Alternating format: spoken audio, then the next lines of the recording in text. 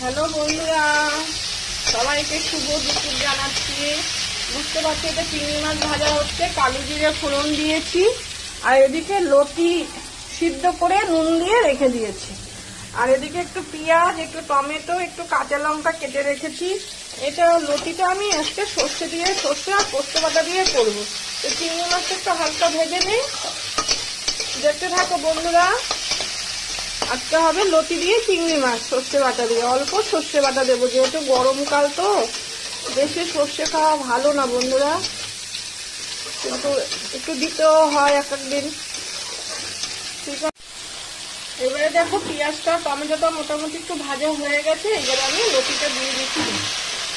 আমার বর কেটেছে লতি, বুঝতে পেরেছে বন্ধুরা, যেমন বাজার থেকে নিয়ে এসছে বলেছি কেটে দিলে রান্না করতে পারবো।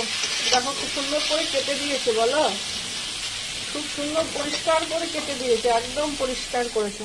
আর এই যে সর্ষে বাটা, এবার এই দেখুন নুন দিয়েছি, হলুদ দিয়েছি, এখনো মিষ্টি দেয়নি, তো মিষ্টি তো দিতে হবে বন্ধুরা। এটা তো মোটামুটি, এটা না মনে হয় না দেশি হলে একটু সিদ্ধ হতে সময় লাগে।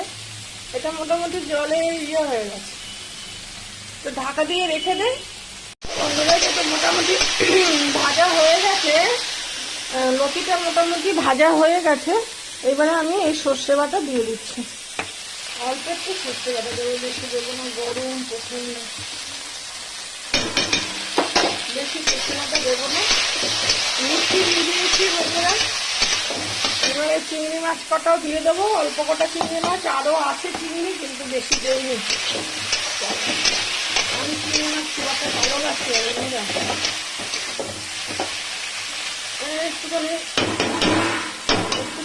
বেশি একটা গোটা টমেটো দিয়েছি, একটু টমেটো বেশি দিলে না ভালো লাগে, জানো তো বন্ধুরা, তোমরা একটু করে দেখবে লতিতে।